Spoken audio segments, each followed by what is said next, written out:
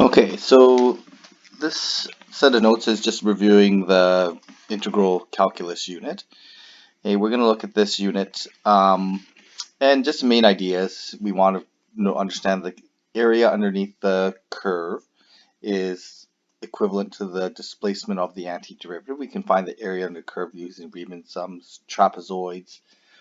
The fundamental theorem of calculus, there's two parts to it. So the derivative and antiderivative are essentially opposites. So if we differentiate an integral, we get the original function or vice versa. The other part of the fundamental theorem of calculus is the displacement on the antiderivative is the area under the curve. Okay, so we integrated, we had improper integrals, definite integrals, we did differential equations where some of those ended up as implicit functions when we undid those derivatives. And there's different parts, there's different integration techniques, rearrangements, substitutions. We didn't do parts, okay, so that's not something that we're going to do, although that's something, if you want to look it up, it's very useful. And then inverse trig. Okay, and also the other thing that we did with volume problems, and in general, you can say that the volume of a 3D object is its area, okay, the area of slices times the thickness of the slices. Okay, so let's do a couple of these problems. So use trapezoids, find the area of the curve under the curve, 3x squared plus 4x. Sorry, 3x squared minus e to the 4x. So if I just sketch a quick graph of that, okay, not too sure what that looks like, so I'm just going to put that in my graphing tool.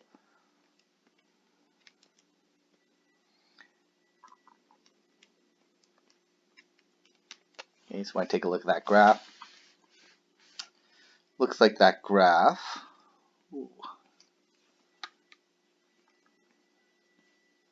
it dives down pretty quick, so it kind of cuts through like at x equals 0, so it's going to cut through like that. Okay, so we should find the area under this curve, okay, from 0 to 1. Okay, it's going to be this area here. It's going to be area underneath the x-axis, so we should end up with negative area. Okay, so if I want to use trapezoids, I'm going to just draw my trapezoids here. Okay, at x equals 0.5, there's my trapezoid, and x equals 1. So with the area, the first trapezoid is going to be 1/2 times the 0 position plus x is 0.5. Actually, I'm going to just make a table of values here so that we x and y. At 0 we get -1. At 0.5, if I plug 0.5 into there, I'm going to end up with 1/4. Okay, so I'm going to end up with 3/4 minus e squared. Okay, and at 1, I'm going to end up with 3 minus e to the power 4. Okay, so calculating the area of the trapezoids here, I'm going to have the first trapezoid is going to be 0.5 times, that's the interval width, and 1/2 of -1 plus 3/4 minus e squared. Okay, so that would be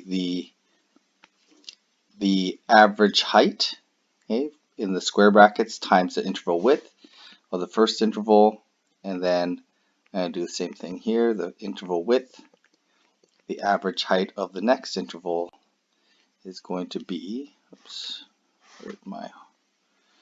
of the next interval is going to be, where is it? This 3/4 minus e squared, 3/4 minus e squared plus 3 minus e4. Okay, and when we work that all out, punch that into a calculator, looks like we get about -16.47 units squared. Okay, so that would be using trapezoids to calculate that area underneath the curve. And again, it's a negative area because it is below the x-axis. Okay, so the next problem here, we want to find the area between y equals x squared and that square root function, 5x squared minus 4. Okay, so just going to do a quick sketch of that graph so we get an idea what that looks like.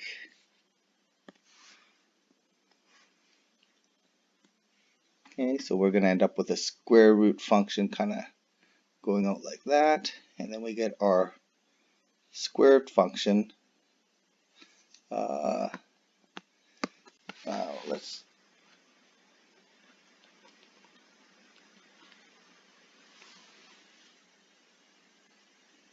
Okay, so it's going to kind of look like that,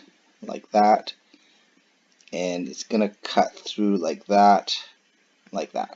Okay, so I need to find those bounds of integration. So this is symmetrical, so we're going to say that this area here and this area here are equivalent. So we have to find those two intersection points. Okay, so we're going to make the y's equal to each other, so y squared, or y is equal to, or x squared is equal to square root 5x squared minus 4. Okay, so we're going to square both sides of that equation, so x4 is equal to 5x squared minus 4. We're going to solve this as a quadratic. Okay, so we're going to factor this. So we're going to end up with x squared minus 4 and x squared minus 1 equals 0. And then we're going to get x, well, we can just solve this. X equals plus minus 2. And here x equals plus minus 1. So we're going to go from 1 to 2. Those become my bounds of integration. So to find the area, it's going to be the square root graph on top minus the x squared on the bottom.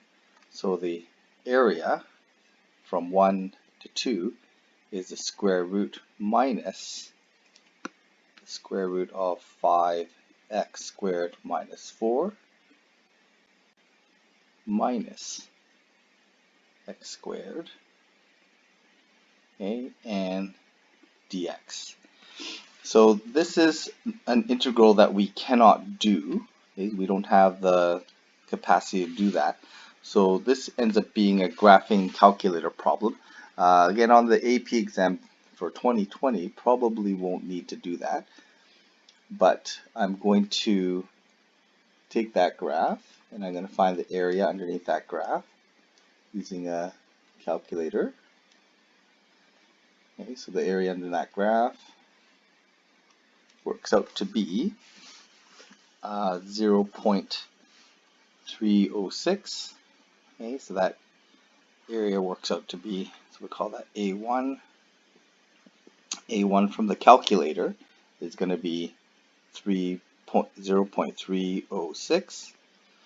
Okay, and then so the total area total, is going to be double that, which is 0.612 units squared. That would represent the both blue areas.